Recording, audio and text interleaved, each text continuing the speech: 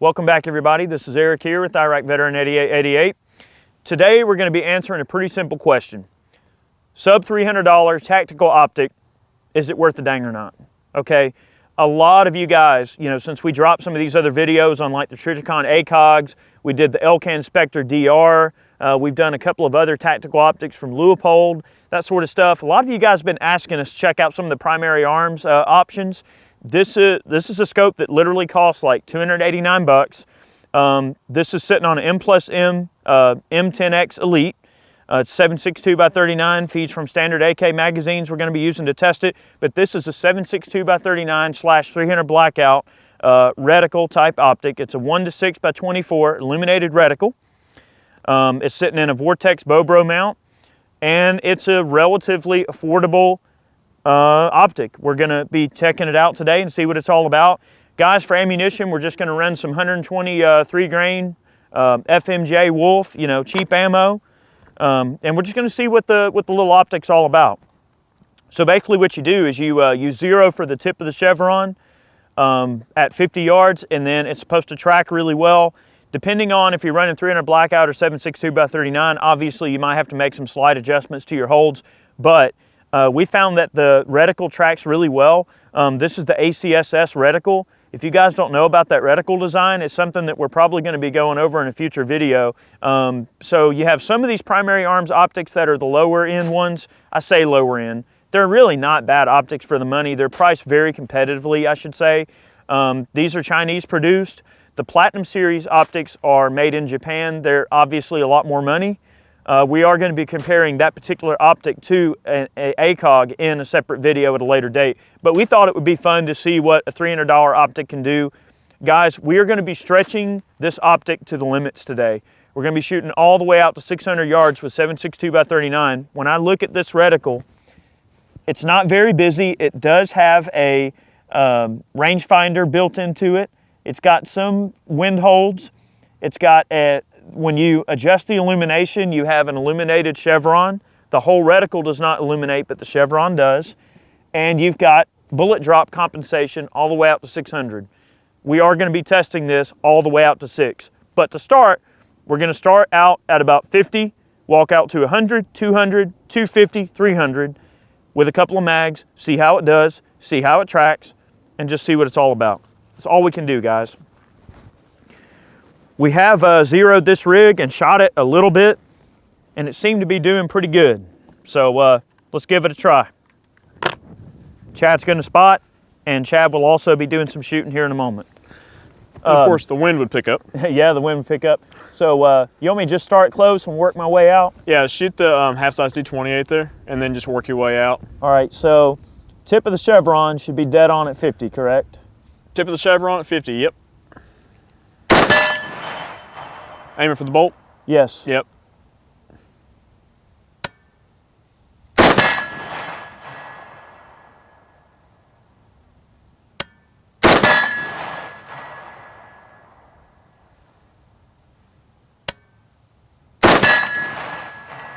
It's like it's favoring to the right just a smidge.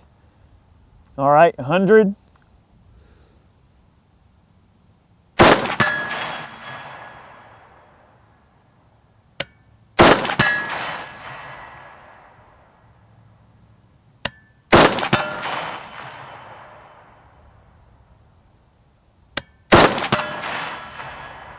Not bad.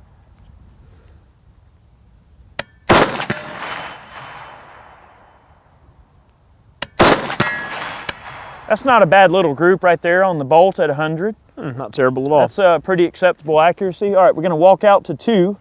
Now, with this reticle design, with this ammunition we're running, where the chevron comes up into a point is where you zero, and that's like 50 and 100, hovering in that area. And then the middle of the chevron, where the legs come down, is where your aiming point for 200 yards is supposed to be. So let's test that out and see how it does. Half-size D28 on the left? Correct. Okay, send it when you're ready. Sending. Yep, good center mass. That went right over the top of the head. Yep.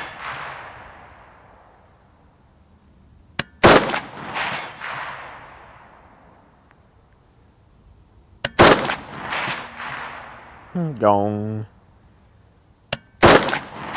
Right over the top of the head. All right, initial observation on the dope that is supposed to be on this particular optic. It is shooting a little bit high. For what that's worth, maybe a few inches. Not too bad, but pretty much right in there. Remember, this particular optic, 762 by 39 or 300 blackout. So you make some like minor adjustments there depending on what you're running. And the bullet weight also has a lot to do with obviously where those adjustments are going to be. Like no one reticle is going to be perfect for every single situation.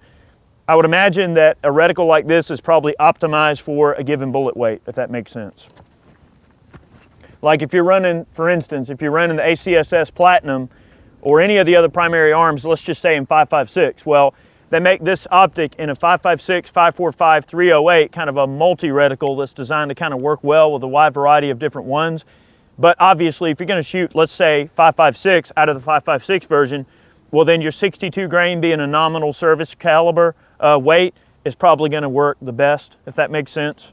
So, all right, 250, Chad? Yeah, 250. You're kind of in no man's land there on that reticle.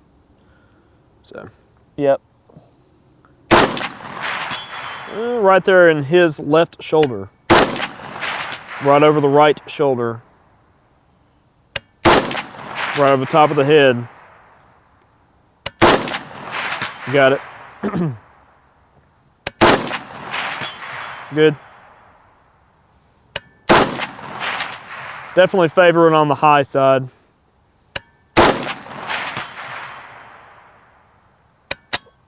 Yep.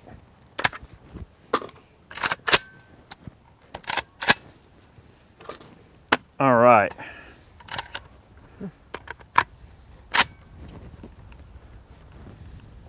Yep. It is favoring just a smidge high.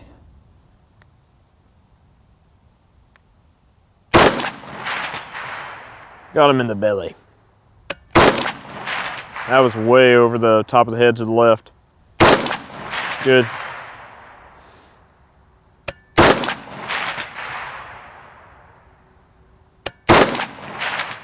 Not bad. Over the left shoulder. All right, tell you what, I'm gonna try to rest this thing a bit here. And going out to 3. 300. Guys, remember, we are going to shoot this optic all the way out to 600 yards. Hopefully we'll be able to hit the berm.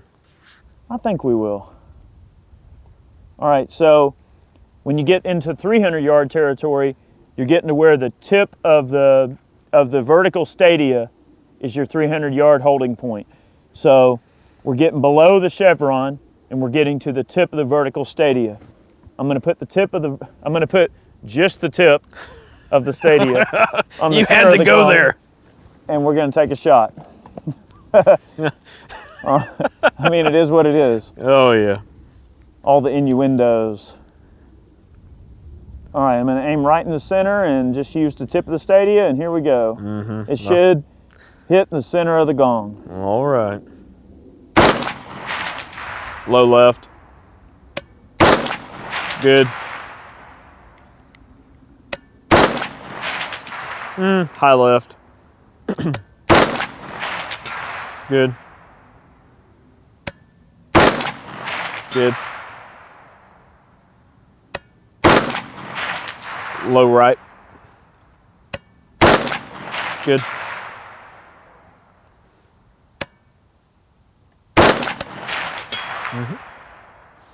That's all around there.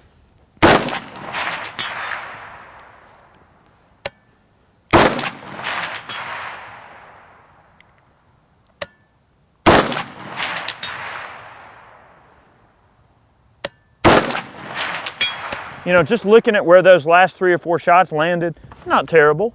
I mean, for combat accuracy, or let's just say practical accuracy purposes, definitely acceptable. Did you keep the same hold? I did. Yeah. Yeah, I did not change anything. I'll tell you what, I've got a few rounds left in this magazine. I'm going to try the 8-inch popper on the right, and then we're going to step it up and go up to the hill and try this thing out at some longer distances. And guys, you know when we do these types of videos, we're kind of stretching the legs on these guns to further distances, and a lot of people are probably going to shoot these things. I mean, an optic like this, there's probably a guy that would buy this optic, put it on his AR, zero it for, I don't know, 100 yards, which wouldn't even technically be the right point to zero this optic at. But some guys might dial it in dead on at 100 and use it for hunting purposes or whatever. Some guys might just want a personal defense optic they can put on a PDW or something like that. That's fine too. Some people, you know, like to shoot kind of long range and see what these things are all about.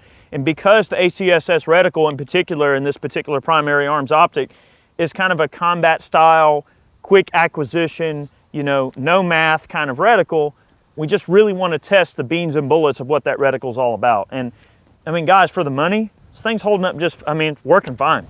All right. There you go. 8-inch popper, 300 yards. Do it again. Yeah, well, yeah, that's the key, is doing it again. But. Do it again. Do it again. Right over the top. Way over the top. There you go.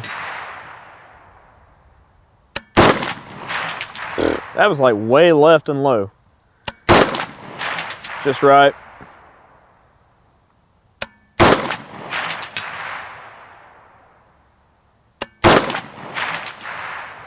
Aim small, miss small.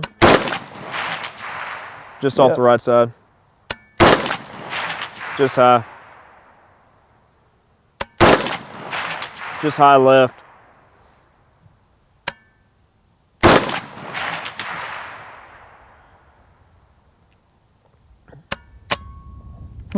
I'd be curious what that reticle and all and just that gun in combination would do with some of like Hornady Black, you know. That ammo does shoot very, very well. You know, I agree. I agree. You know, really, I will say, you know, with that ammunition, you know, considering that, you know, guys, that is some kind of cheap ammo we're running, just bottom of the barrel, you know, steel case, cheap ammo.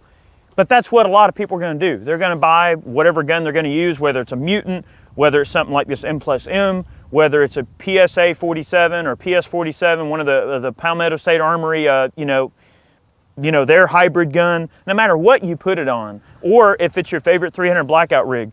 I mean, guys, let's face it. Ammo costs are what they are. You know, sometimes if you want to shoot a lot more, and you're not really concerned about like just stupid good accuracy, and you don't mind buying a little bit of just cheap ball ammo to play with, guys, this is realistically what people are going to do. They're going to go buy the. They're gonna go buy the, you know, the steel case 7.62 by 39 Wolf, and they're gonna put the optic on the gun, zero it, and go to the range and shoot it. For $219 for 1,000 rounds. Yeah, I'll take that all day. I mean, $220 for 1,000 rounds of ammo, $289 for the optic, and then whatever platform you want to run it on. Some people might, you know, rebarrel their AR to a 300 blackout and then run something like this. I mean, the scope tracks. It works. I mean, now one thing that I will say before we move up the hill, and this is something that a lot of people, in my opinion, my humble opinion, people need to understand about some of these types of optics.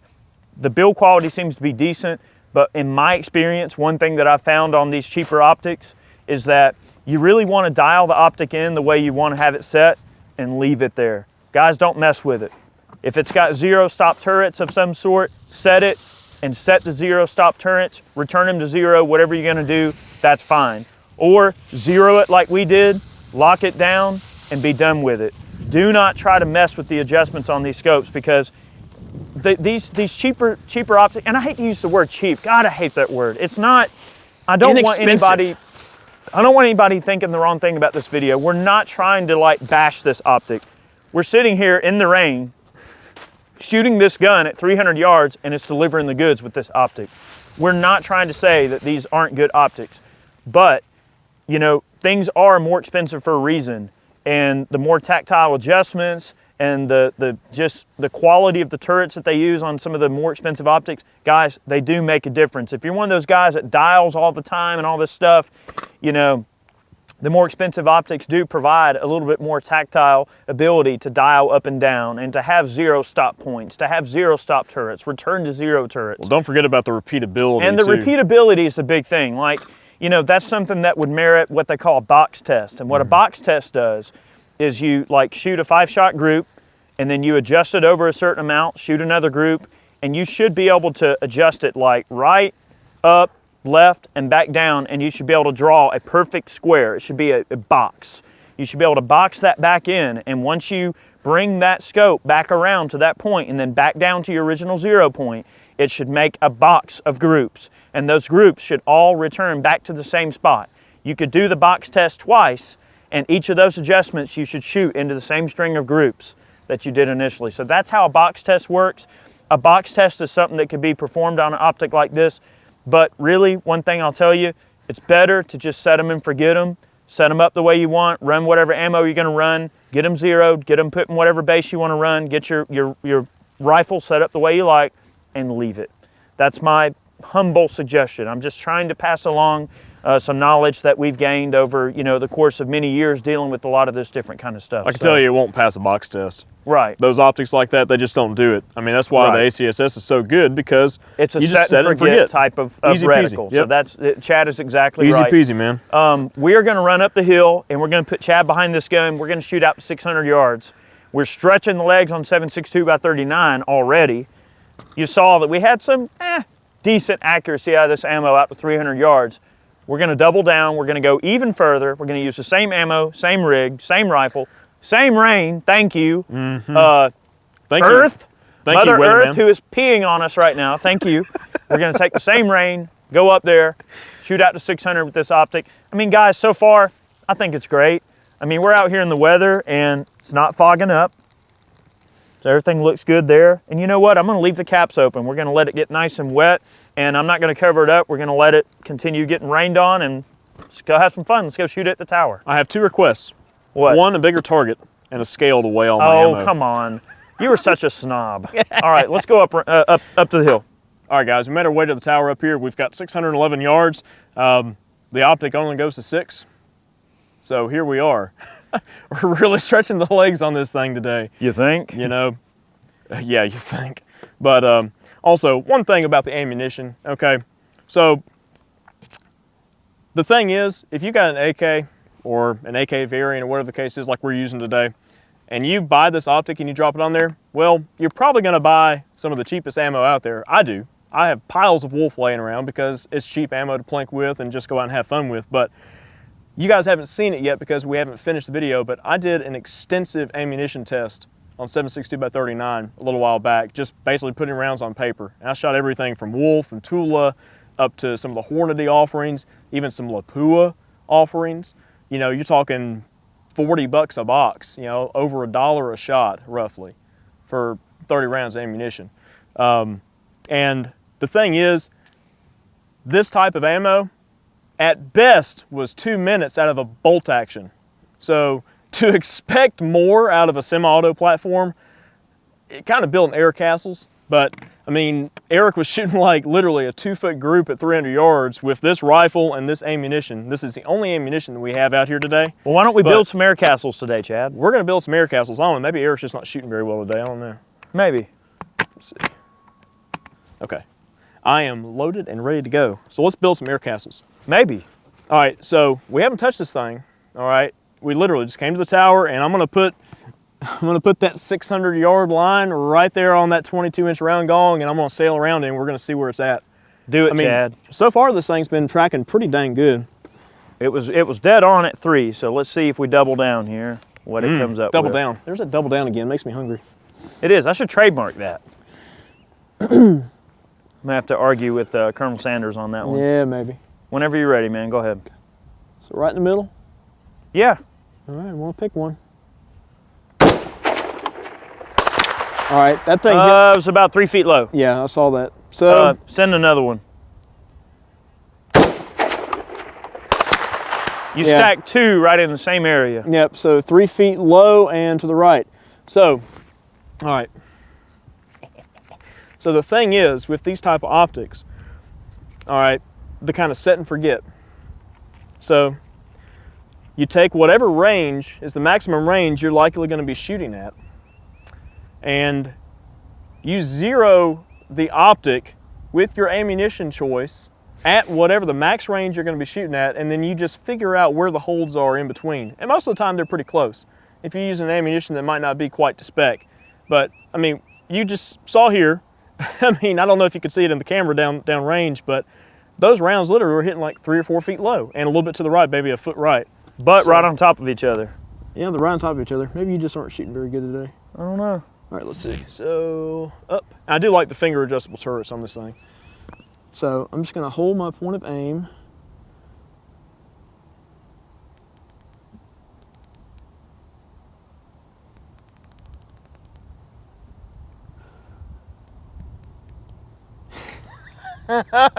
Yeah, but now isn't the thing gonna be way off at 100 though, at close range? Eh, maybe not too bad. Not too bad. Not too bad. Again.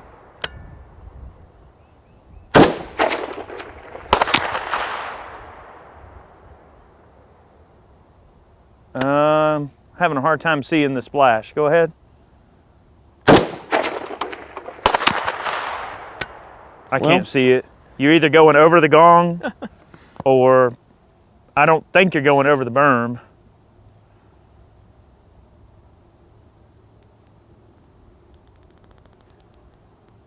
Take it back to where it was. Now see, what would be the thing to test if you are going to dial it like you're saying would be to dial it, get it on at 6, and then shoot it out to 4 and see if the 400 meter chevron or the 400 yard chevron is on. Yep. Based on your you know what you did. Yep. All right. That makes sense? Sec. Yep. Hang on one sec. Go ahead. About 3 feet in front of the target. Yep, I saw it. Good windage.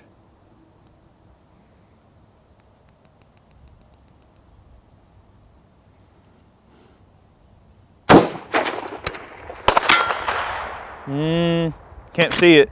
It must be going right over the gong.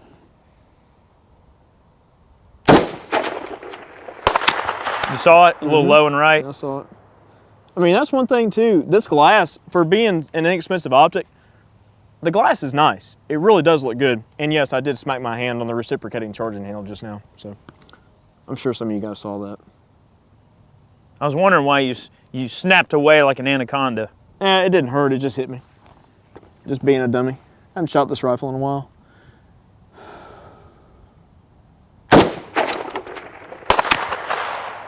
You must be right over the gong or... Okay, that was an impact.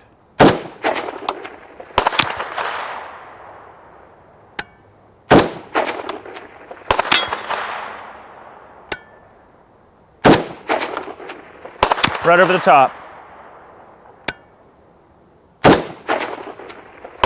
Impact. Hey, look, lob in a few at 4. Okay, all right. Now, there's no camera at 4. I mean, you just have to trust us. Okay, send them.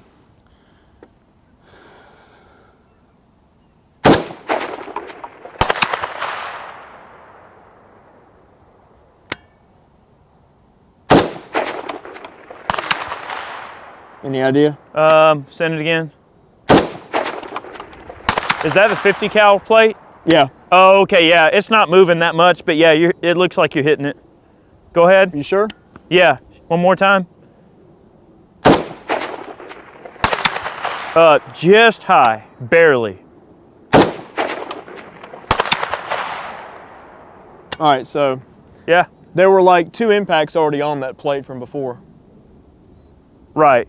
Do you see any fresh impacts? There's one that's kind of high, favoring high on the plate. You might have nicked right high. Okay. Like I said.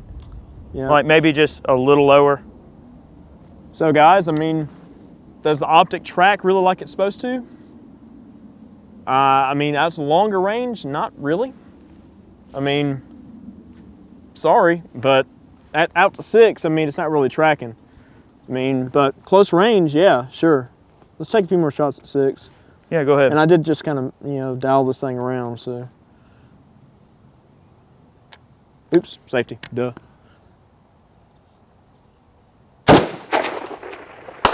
It's about a foot over the top of the gong. I'm just going to keep the same point of aim just because Yep. accuracy that we were experiencing earlier. Right over the gong. Top of the berm. Dang, man, I saw that. Good grief. What in the world? Top of the berm. All over the place. Which could be attributed to the ammo.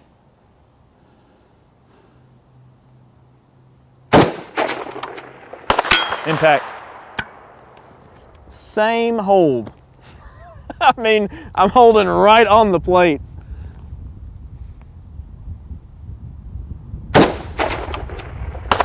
Foot over the top.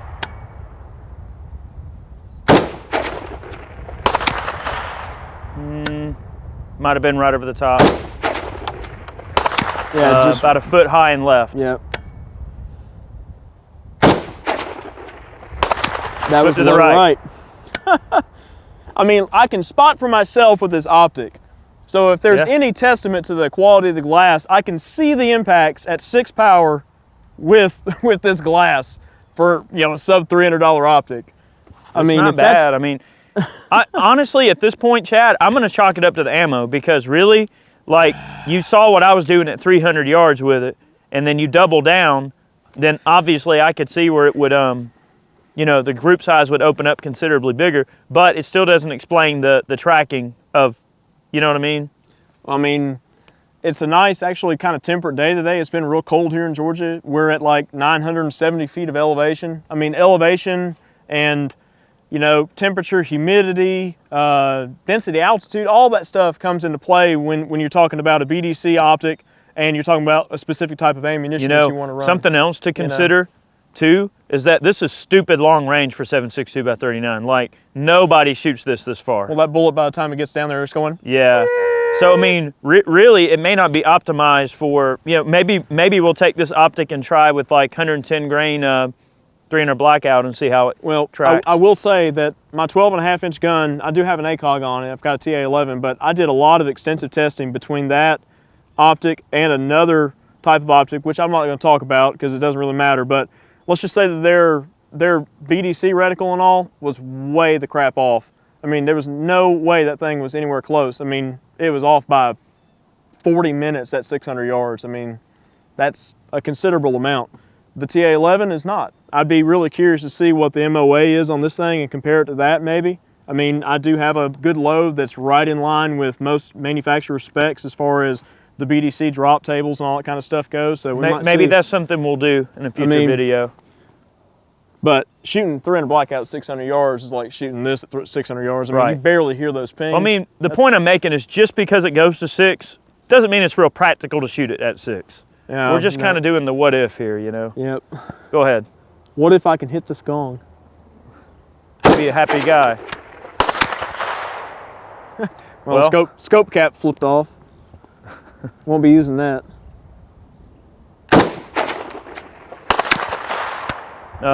Just to the right, barely. Out. Boo. Let me try that thing out. Try it out and see if you can do any better. Probably not. All right, guys, I'm gonna have a go. It's kind of a long way for this caliber, but why not? I do see those couple of impacts at 4. Yeah, I mean, but the thing is, it's man-sized targets, you know? Yeah. That's the whole idea. Well, it's a long way for this cartridge. All right. Ooh, let me get my ears. That thing's loud. Yeah, it is loud. All right. All right. Trying to get hit by the reciprocating charging handle.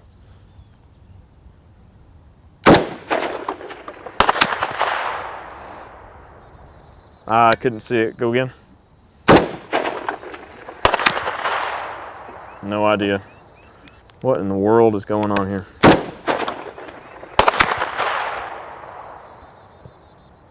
Go again. Oh, good grief. Dude, that thing is that thing is hitting like high and left up there at the corner of the stand. Really? Are you looking through the same optic I was? Yeah. What in the world? One more time.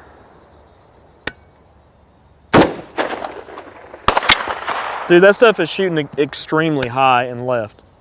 Well, I don't know what I'm doing compared to you. What in the world? Dude, that round hit above the 8-inch popper about 1.5 feet high. I'm just trying to find a point to hold at. All right, so you're moving around, you're holding? Yeah, I'm gonna have to. Dude, what in the world? That was low there in front of the gopher.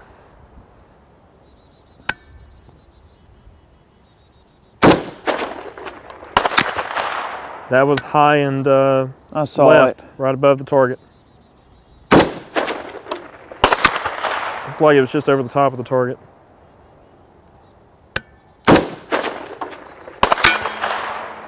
Impact. Those bullets are destabilizing by the time they get down there. Got it. Dude, you can see, like, through the spotting scope here, you can literally see that after the bullet hits the apex, it just starts wiggling. It looks like a worm going down to the target.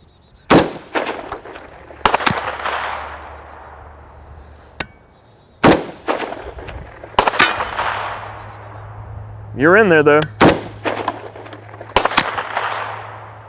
I have no idea where that one went. That's high right.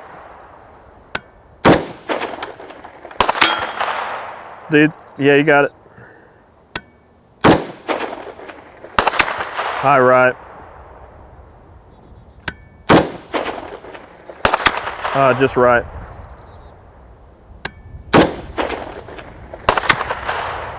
Looked like it was maybe over the top. That was left. That was at the top of the berm. Huh. All right, so number one fact about 7.62 at this range, which we've seen before, bullets destabilizing. Yeah. So Yeah, big time. so this is not the first time that we've seen rounds destabilizing out of most 7.62 by 39 guns. I think it's safe to say, in the interest of future videos, probably aren't going to really bother lobbing in too much more 7.62 by 39 at this range, unless we, I don't know, develop some type of a special twist barrel or a, I don't know, something. I don't know. We never shot a 20-inch SKS out here at this range. Yeah, we've never really had an SKS. That might be something for a future video. But look, something I want to make clear in this video. I really do feel this is a pretty decent optic for the money. Oh, for sure. Okay, I think that it's still a winner. Don't let these results like scare you away too much, because the thing is, we are demonstrating a very, very excessive distance for this caliber, and especially using this cheap ammo. 300 yards, I mean, definitely shooting pretty good. Seems to track okay. 300 yards is probably, most people would consider that like kind of stupid distance for 7.62 by 39 anyway. I mean, and we found that inside of 300 yards, it's definitely like putting them right in there. I would be curious to drop this optic on like maybe a 300 blackout and shoot it at like 400 or 500 yards and just kind of like find where that sweet spot is for a lot of these calibers. Because the thing is, you take a 7.62 by 39, you launch it out of this gun. Okay, it goes 600 yards downrange and it hits the target. It's really, by the time it's gone that far, it's lost so much energy, that, dare I say, even destabilized, that your potential power that you have to really get anything done is limited anyway. Mm-hmm. So see, there is kind of a fine line there. Like, you know, everybody talks about 5.56, 300 blackout, 7.62 by 39, all these different cartridges. Oh, this one hits harder. Oh, this one flies straighter. Oh, this one has less trajectory to it. Well, guess what? At the end of the day, it doesn't matter if you can launch a 69 grain Match King in at 600 yards and hit the target more consistently than you can with 7.62 by 39, if by the time that cartridge gets there, it's a pipsqueak. It's more of an exercise in, hey, can you do it? Yes, it's fun. Yes, it's challenging. Shooting this distance with this caliber is a lot of fun, and we thought that since the reticle, you know, went that high, we would try it. Now, it doesn't really explain why it didn't track all the way out to 6. The only explanation that I would have, and I'm not an expert here, guys, but my explanation would be along the lines of maybe the people that designed this optic figured no weirdos like us would go out here and actually try to shoot this optic this far.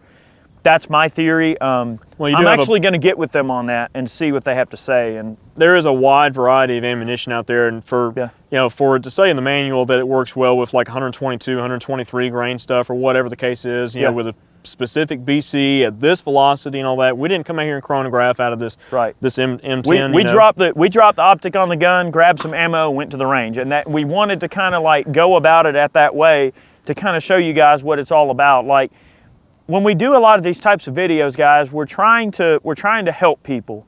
We want people to be able to see what's going on and then sort of make a decision based on what an average person is just going to take the gun out and go do. Your average person is going to put it on the gun, zero it, grab some cheap ammo, and go to the range and shoot. Now, granted, you show up to the local rifle club and you're trying to make hits out to 600 with this gun and this optic and this ammo, they're probably going to be like, wow, well, that's kind of crazy. I mean, they're going in there, but, you know, whatever. It's still fun. Yes, I love it. Really cool. I'll say this particular optic and a lot of other sub $300 optics, they definitely have their place. You know, if you set them and forget them and don't really worry about them and kind of understand the limitations of the platform that you're using, then I think you can pretty much have a winner in just about any book. I mean, we've messed around with some of the Vortexes out there that are on the lower end of the cost spectrum that are excellent. The primary arm stuff is excellent. I mean, we've messed with a few of those types of optics and they seem to hold up fairly well. The biggest thing, I think the takeaway from this video, all the monkeying around with all of the